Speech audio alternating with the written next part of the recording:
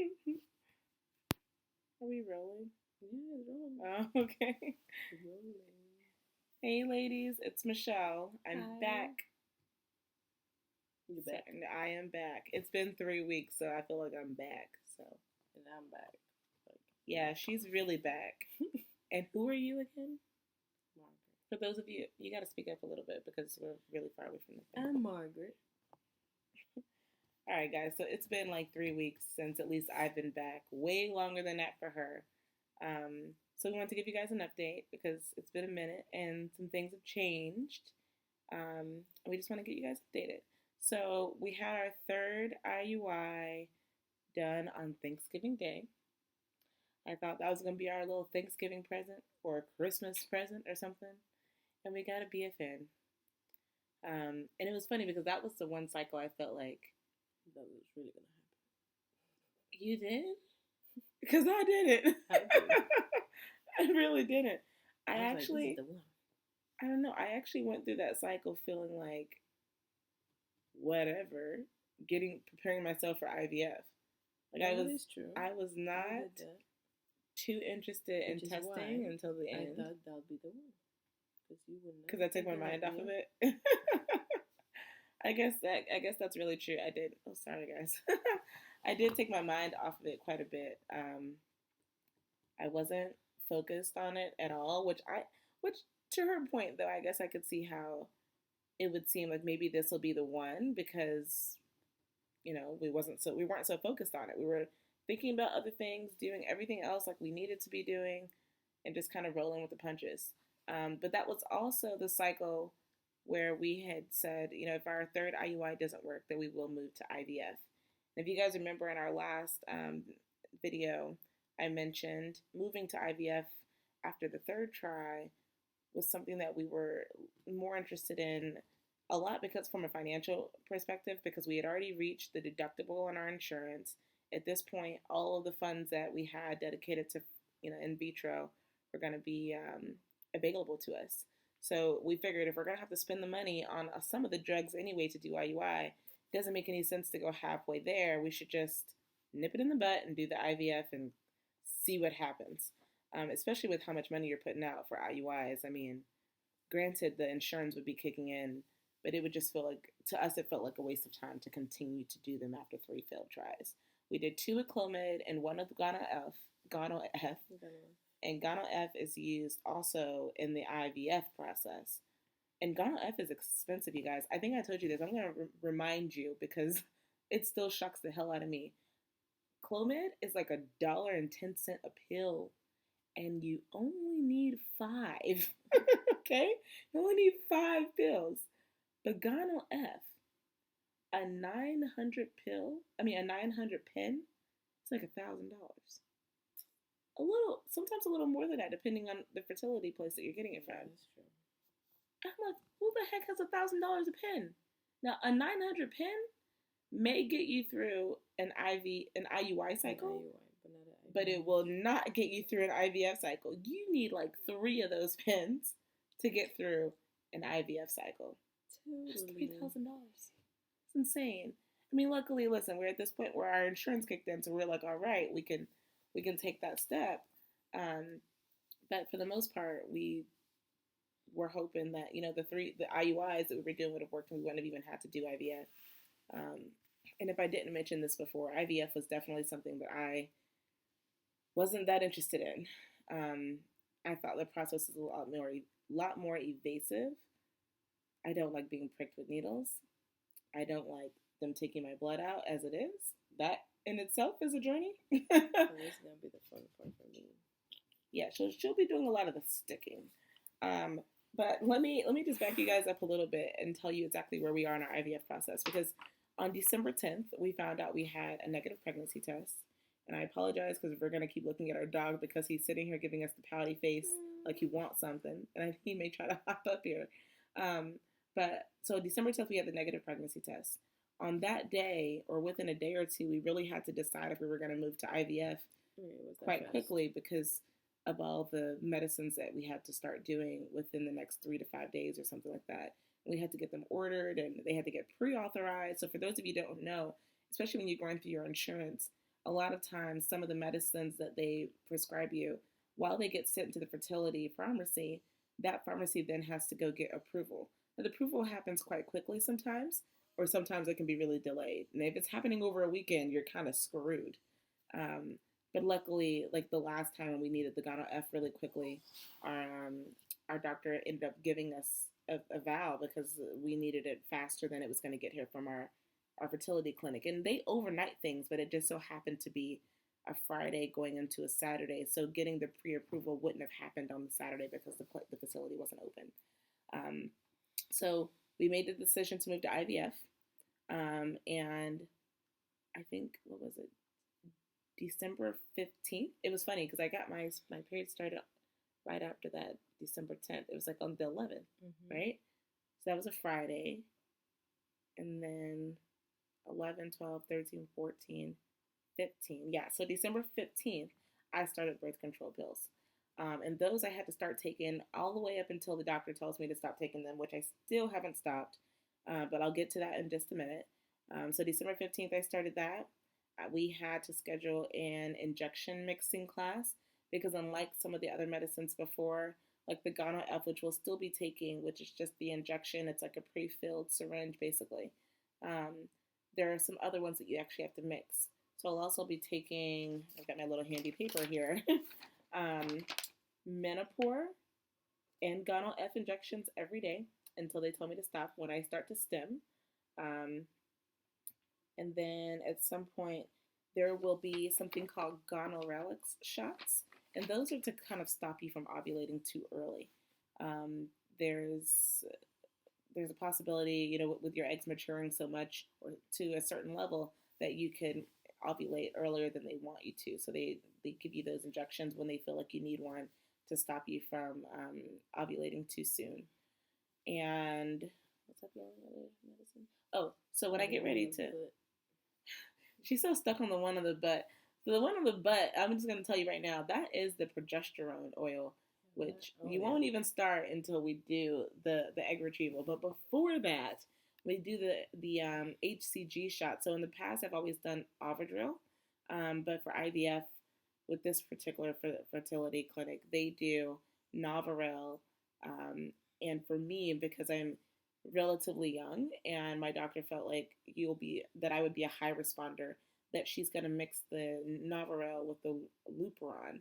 And the Luperon is to stop me from having a hyperstimulated cycle because I'll likely have quite a bit of eggs, so that my ovaries don't like swell up and do some crazy thing that would just not be good at all for me and could mean that we would be in a pretty rough spot for a minute. So we definitely don't want that.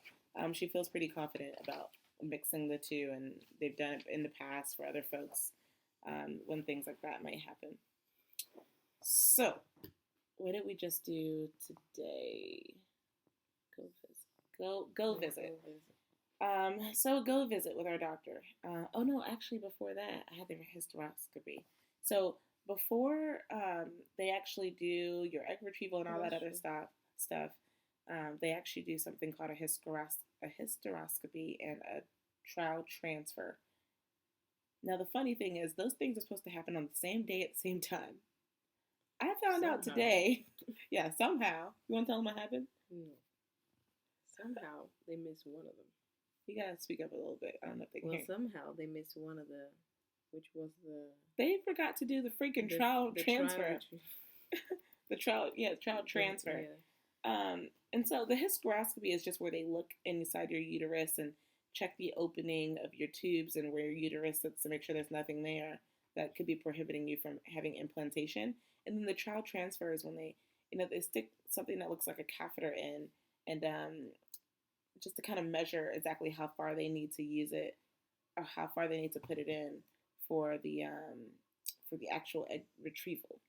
And is it egg retrieval? Oh no, yeah, trial transfer. I'm sorry, for the transfer at the very end.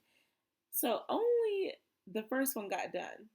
And she tells me she got distracted because they found out I had polyps in my uterus, but they're really small and they're not really where implantation would occur. But at the time, I remember her stopping and like talking to me about it and wanted me to see it on the camera. And she was like, they probably won't be a problem, but just to be safe, let's just take them out. And I said, okay, fine, because I don't want to ever have that thought in my head either. Could it be on the polyp? Because if they do occur, if a pregnancy does occur on a polyp, you can't sustain it. So it'll be there long enough for you to detect a pregnancy, but it won't be a sustainable one. You'll end up having a miscarriage. Um, and so I was like, yeah, let's just take them out. I'm not looking forward to the whole local anesthesia thing because I was only preparing myself for that one time for the egg retrieval. But I'm like, okay, I get your point. But in that conversation, she forgot to do the trial transfer. Mm-hmm. And I'm thinking to myself, there were two other nurses in that room. And you had to write down things about the things you're supposed to do.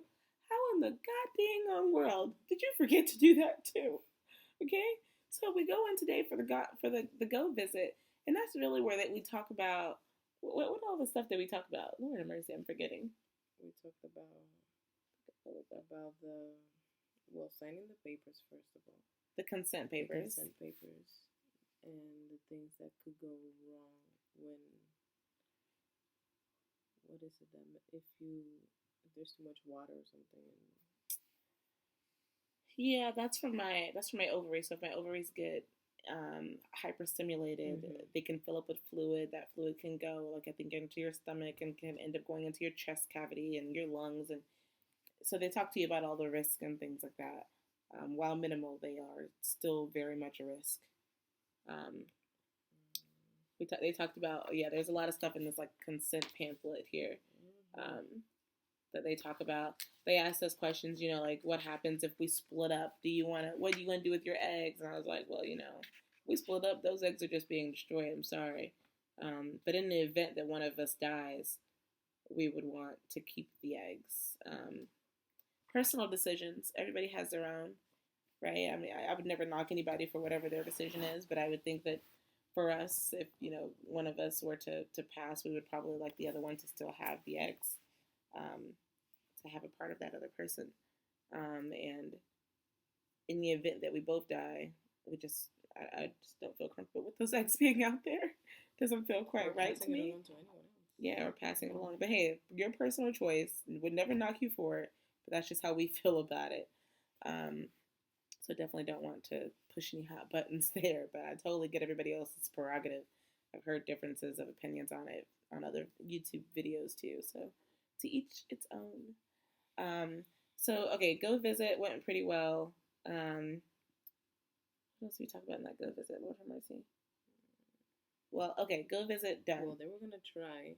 She was gonna try and get the do the retrieval. Oh yeah, she was gonna go ahead and try to do the trial of transfer, right? So she's like, oh, I could just do it today if you want. She's like, you don't really. She goes, how did you feel after the hysteroscopy? I was like, I felt okay, but I also took a leave before I went in there. She's like, all right. She goes, let's go ahead and do it now. So I get in the room and get all undressed, and she goes, you know what? I could actually do it tomorrow when we do the polyps. So tomorrow I'm actually going in for them to remove the polyps. And she was like, I could do it then. I was like, great. I was like, let me hop back into my clothes because I would much prefer you to do that while I'm sleeping. Okay. It's just, I don't know. When you're awake, you just feel everything. And I don't know. I'm not thrilled about the whole local anesthesia thing, but I just would rather be asleep throughout a lot of things because I don't like pain. Speaking of which, this is just the pain. Gotta get ready for pain. There's no way in the world I can ever get ready for pain. It's pain. It's no good for me. At least to handle a little bit of pain. Maybe. I handle this the needle. That's nothing. I do. I mean, my veins are actually, and I haven't been poked in a while, and they are still. You can even see them on the screen. Look at that. Mm-hmm. Yeah. That's nothing. Whatever. I love pain here. Whatever. Okay, so anyway, back to where we are. So tomorrow we're going in for them to move the polyps. She's going to do the trial of transfer tomorrow. I should also be on my last day of birth control tomorrow. And we will start our stim, meaning the stimulation of drugs. So it'll be the Gonal F and the Menopur on the Friday, January 1st, right? Yeah, January 1st. So it can be anywhere from like 7 to 14 days using those stims. I suspect I'll probably be around the 10 to 12 day mark at the latest. And that's just because of how my GONLF cycles have gone in the past. Um, for the most part, I respond quite quickly, and there's no need to go to a whole 2 weeks. But so that could possibly mean, a Jan 10 or Jan 11 HCG trigger day, and then 2 days later we would do the retrieval. So we don't have an estimated retrieval date yet, but it's around that mark. So it's anywhere between like the 10 to 12 day mark, really. Am I missing anything? You want about the eggs? How many eggs you want? Oh, that. Yeah. So when we started the IVF process, our doctor originally told us about, the whole process of transferring the eggs back in and what you can do with the excess of eggs.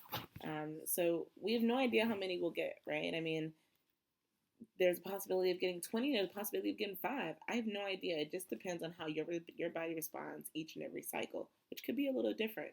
Um, and so for us, the question was also, how many do you want to transfer back in? Now, we're not no Octomom. We ain't none of that. Nobody wants to have 8 children running around here at any given point in time. I mean, having birthday parties for that one in there is a lot. I mean, and I'm ready for those kids to go after the 2 hours. 2 hours, you gotta go. Your parents need to be right here, pick you up, and get out of my house.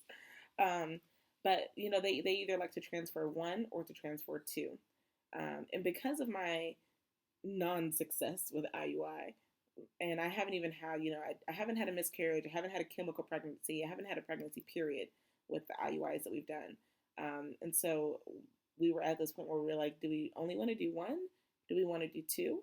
And I think the whole issue of doing 1 for us is when we think about doing 1, we think about, are we giving ourselves the best odds?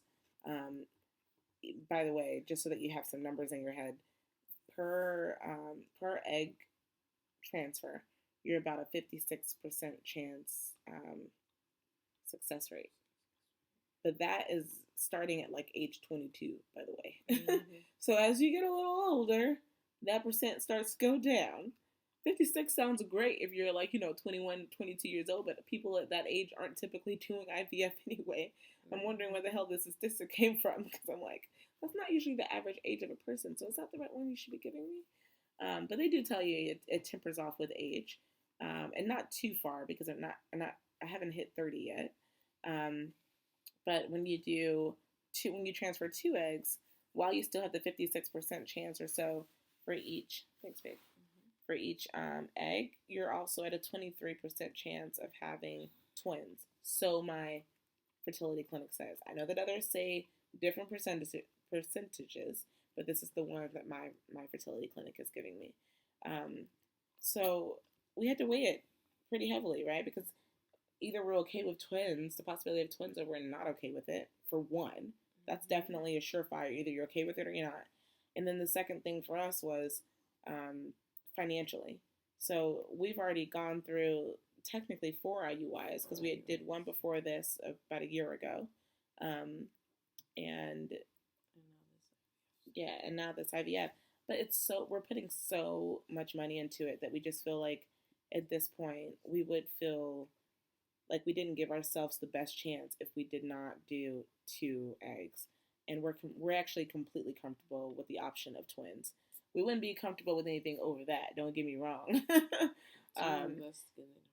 Yeah, I think the 23% chance doesn't scare me that much. I mean, listen, IUIs are like 20% chance. So when I hear a number like 23, I'm like, it's possible, but IUIs 3 times with a 20% chance, that ain't quite work either. So I'm not saying that it's not impossible. Of course, it's totally possible. But with the chance of twins happening, with the 23% chance, we're not that afraid of it. And we also still wouldn't be afraid of it if it did occur that we had twins anyway. It just means that we probably wouldn't be doing this ever again, and let it be up to this one. That would probably be enough for us, I guess, twins. Huh? Yeah, pretty much. So we told our doctor today that we wanted to do 2, and surprisingly, she took the news kind of well. She said to us that she had actually put two down already, even though they always try to, kind of stir everyone to the one direction. Um, you have to, and they want to make sure that you're comfortable with it, that you understand the risk. You can have, you're at risk for preterm labor, not making it all the way. There are so many health risks that just come with, um, you know, with twins and anything over that too. So they like to minimize that risk, as does many fertility clinics now. Nobody wants to see a lot of octomoms running around here. It's just not safe. No, not safe for mommy, and it's not safe for babies.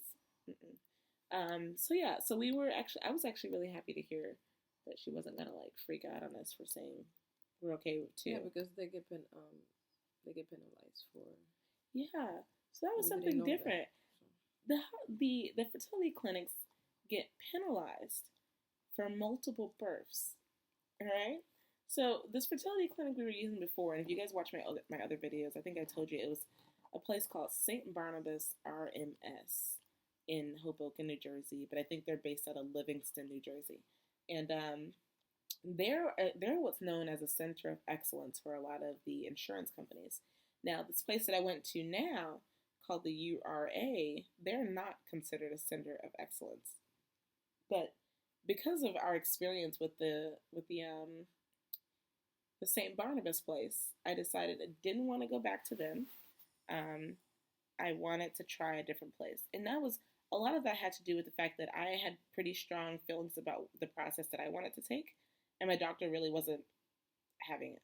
I mean, she let us do a natural IUI because she felt like that was the best chance because of my age, and I was like, I'd rather just have assisted assistance. Take the Clomid, take the HCG. Those are all pretty basic things.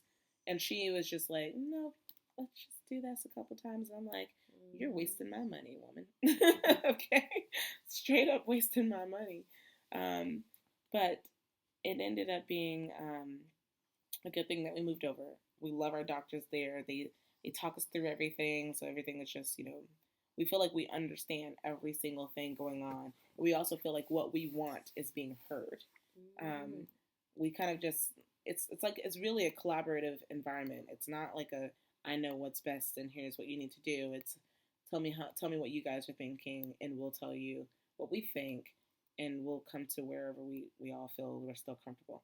Usually that still ends up being where we're comfortable. I mean, I don't think we've done anything. Yeah, that we weren't comfortable with. Yeah, and that we didn't say that we want it, right? I mean, she's just understanding of it. Period. But she'll tell us, the risk of everything, which is great to hear. Definitely. But she's not going to talk us out of a lot of our decisions. And I think she kind of understands where we're coming from too. So this video is getting really long, and I think that's about it. Because if you made it all the way through it, thank you. So hysteroscopy tomorrow. We would probably do a little bit of videotaping if I can talk wifey into doing it. Yes, just a little bit. Maybe we'll just do a little on the ride, a little on the back. We'll talk about how it went, blah, blah, blah, blah, blah. Okay? Okay. All right. So please don't forget to like, comment, and subscribe. I know that a couple of you guys had questions for me, or for Margaret actually, about how she's feeling on the role. So I'm probably going to cut this video off and just start another quick, 2 to 3 minute how Margaret is doing with everything and her thoughts and blah, blah, blah. All right. Okay. All right. We'll talk to you guys later. Bye. Bye.